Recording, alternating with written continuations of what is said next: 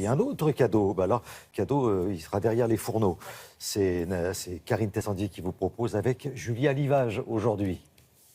Merci pour le dîner aux chandelles montées, c'est moi, je reviendrai. Puis on l'a bien cuisiné cette semaine, Ah oui. dites donc. On n'a pas chômé, hein. Bah oui, bon bah là, il serait temps quand même d'aborder la partie dessert de Je notre ne vous le fais réveillon. pas dire, absolument. Et c'est Julia Livage qui a eu la gentillesse de venir dans les cuisines de Télématin pour nous proposer un dessert polonais. Je crois que de toutes les recettes, c'est celle qui m'a le plus vraiment surprise parce que je ne connaissais pas. En fait, Julia a des origines polonaises et donc c'est un gâteau qui est présent dans sa famille le jour lors de ses fêtes de Noël.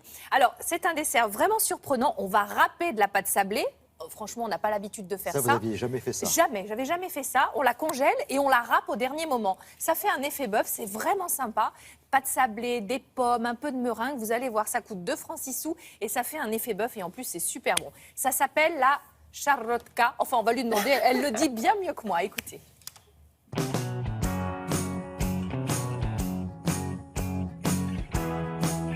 Julien, pour ce dessert polonais, alors de quoi avons-nous besoin? Alors, ce dessert polonais, c'est une charlotka. Une charlotka. Il nous faut une pâte sablée. Ok.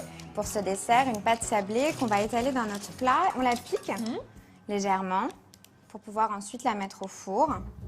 Allez, c'est parti. 180 degrés, un petit quart d'heure. Voilà, exactement. La pâte sablée, ça c'est fait. Donc Ensuite, après, il nous faut 5 pommes.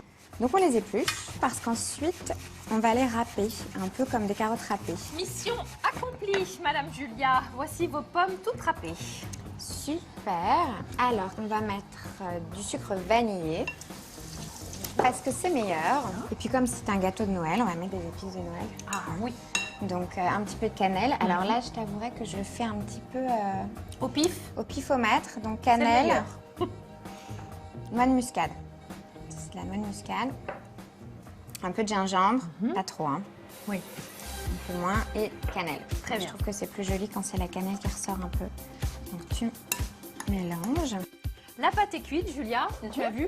Ça sent bon. Voilà. On sent à l'odeur en fait qu'elle est prête. Voilà, Madame. Hop. On verse la pomme sur toute la pâte. Ouais. Donc voilà ce que ça donne pour le moment. Ok. Alors ensuite, Alors ensuite, on va mettre ça de côté et on va faire la meringue. je te sépare les blancs des jaunes. Oui, c'est ça. Exactement, s'il vous plaît. C'est parfait. Ils sont très beaux, ce blanc. C'est parti. Donc Donc, on les monte On les monte en neige. Là, les œufs sont presque fermes, presque prêts. Donc on va mettre le sucre glace. Et on va laisser le tout mélanger. Et on fait pareil avec la fécule de maïs. D'accord. Et on continue à les faire tourner jusqu'à ce qu'ils soient bien fermes. 3 blancs montés avec le sucre glace et la fécule de maïs. Exactement. Donc, on va se servir de la meringue pour la mettre sur la tarte. D'accord. Alors, c'est comme quand on fait un soufflé, il faut essayer de pas trop les écraser, pas trop les aplatir. L'étape suivante. Alors, l'étape suivante, on a réservé, mis de côté, un tiers de notre pâte sablée qu'on a congelée. Pourquoi? Parce qu'on va la râper. J'ai jamais râpé une pâte. Normalement, on l'a mise à congeler justement pour pouvoir la râper. Il faut qu'elle soit c'est vraiment dingue. très dure. C'est parfait. Écoute, je pense que ça ira. Tu vois, on va mettre un peu rapidement. Ah là là. Il faut le faire En vite. tout cas, c'est super original. Alors voilà, on va terminer avec des petites épices parce que c'est quand même Noël. D'accord. Un petit peu de cannelle, un petit peu de noix de muscade. Donc, une fois qu'on a râpé notre pâte, qu'on a mis un peu d'épices, on enfourne à nouveau. On enfourne à nouveau. Ok, combien de temps? Et Quelle là, température? on en a alors 180 Ouais. et on en a pour 25 minutes. Et ben c'est parti. Comme ça.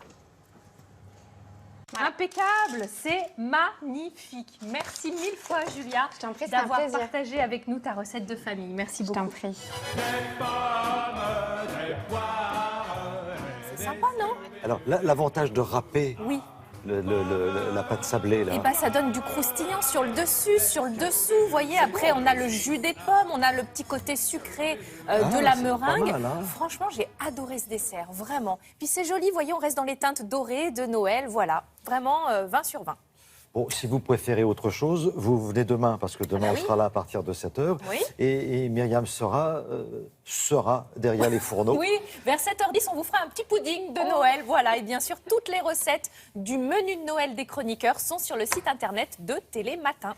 Voilà, et quand vous aurez dégusté ce menu de Noël spécial chroniqueur, vous vous reposez, vous attendez dimanche soir et vous regardez un chapeau de paille d'Italie. Ah Voilà. oui, ah bah alors moi je vais vous dire, j'ai déjà préenregistré le programme. Hein. Bon, ben vous allez Je vous, serai là.